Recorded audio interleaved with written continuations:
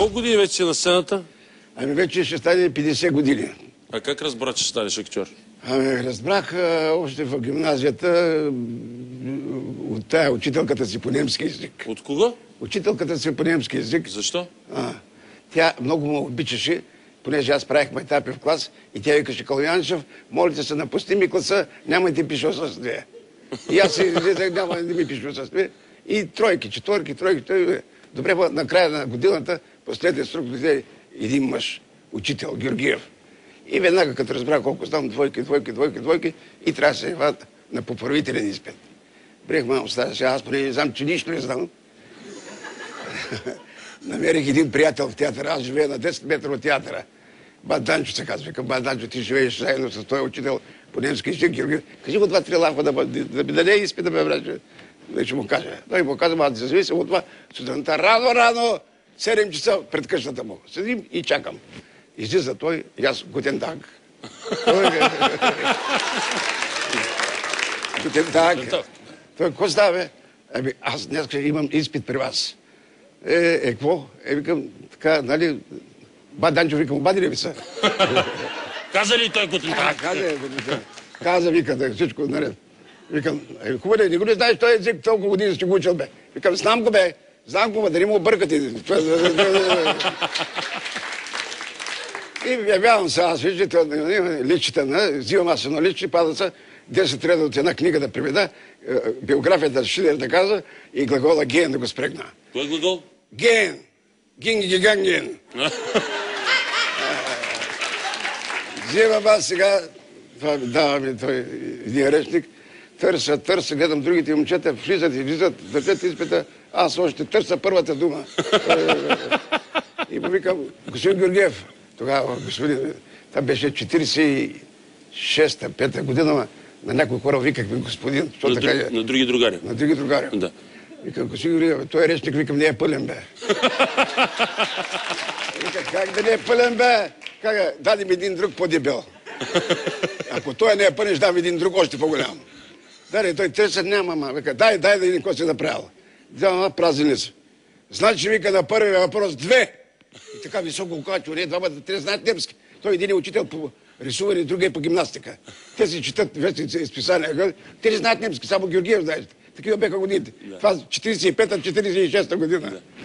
Бе, и точно така вика, бе, уж Бат Данчо му говори, пък той така... И едно вика, втория въпрос Шилер. Викам: Шилер. Аде? Викам: аде. Вика: Шилер, бе, кажи какъв е, що е, къде си родил, с какво се занимава? Викам: мама му, викам, кой беше той, викам, бе. Шилер. Аде, и си викам сега, той е сега да иска да ме прикара, да ми даде изпита, ако тая дума, дето казах, прикара, знаеш каква ще имаме с жената? Няма, аз няма да я кажа, няма значение. Тя чуе, тя тук... Няма не чува. Той, ако иска да ми даде изпита, аз ако не говоря, той няма да ми го даде. Аз трябва да говоря. Те уния дамата не знаят немски. Те мълчат като репи. Мълчат. По едно време викам: що не взема да си измисля аз един немски език? Един език му такива думи, дето в света ги няма. И от време на време бутам Шилер. Айне, клайне, зиги, зали, Шилер, зали, зинги, занги, заказунги, Шилер, зали. Той ме гледа, аз продавам. Зинген, занги, заказунги, Шилер, зали. Вика: Генук. Генук, даже с достатъчно. Генук. Викам: нямам за Генук, имам за Шилер.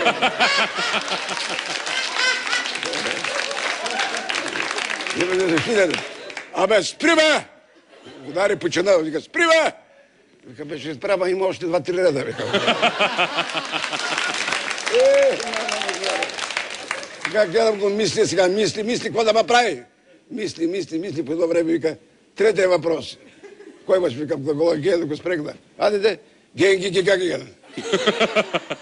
Сигурно ли си? Викам: абсолютно. Значи, навежда се така човека и така, той вече не му да ме гледа. Така, да се махам. Излизам аз вънка, мен като ме снимат, ми плащат.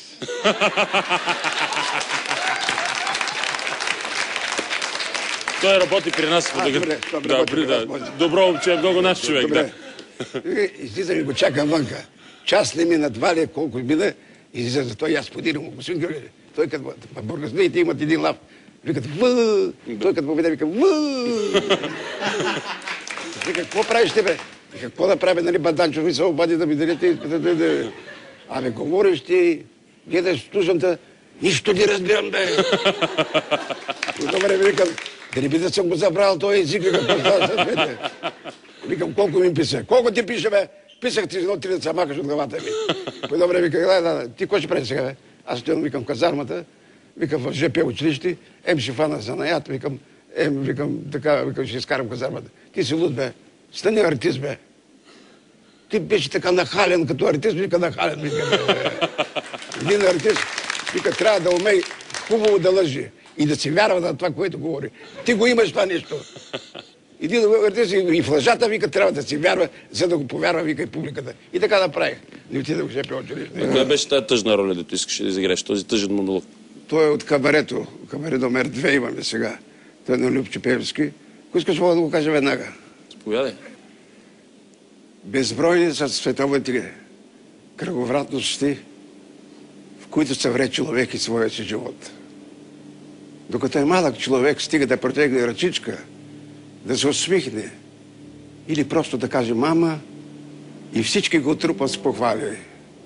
И колкото повече се източва човек, колкото по-голям става, толкова повече похвалите намаляват, за да се изгубят накрая кой знае къде по трудните друмища на голямата световна похвала, за да се разпилеят глупашки битки, наивни победи и безплодни занятия. Кога мравката срещне мравка, тя докосне с кръченце, за да й каже къде има зранце, тревичка или сладко коренче.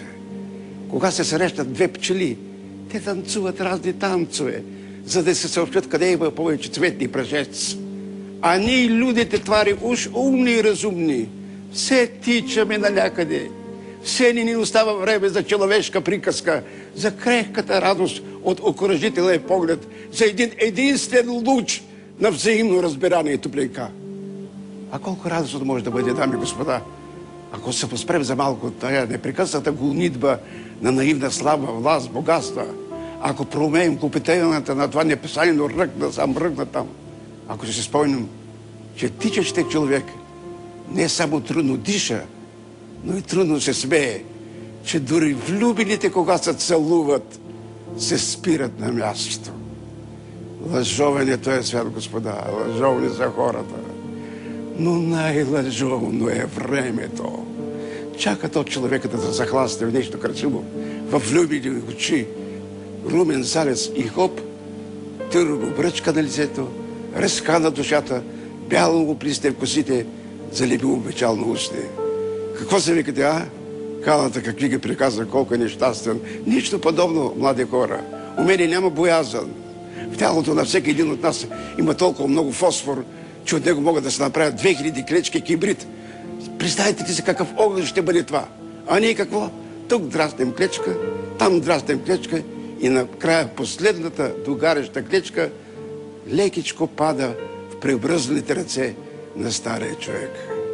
Мой беден български народ, в душата ти припускат гладни ветрове, в нивята ти кълнат бурини, в домовете ти кълне безверие.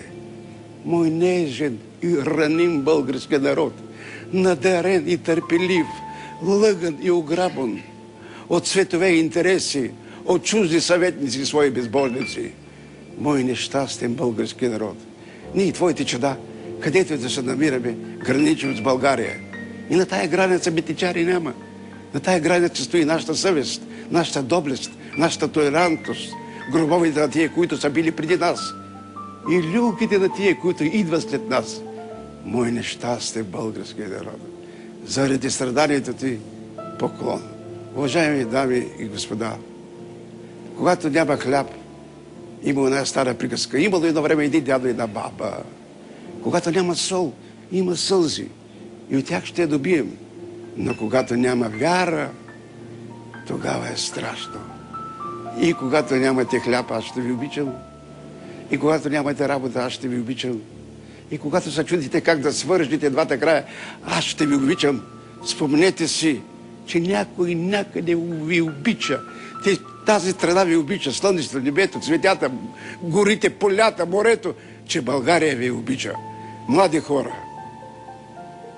дано във вашите спомени звънне понякога и моя гласец. Дано във вашия път напред се гуши някъде и моя милост.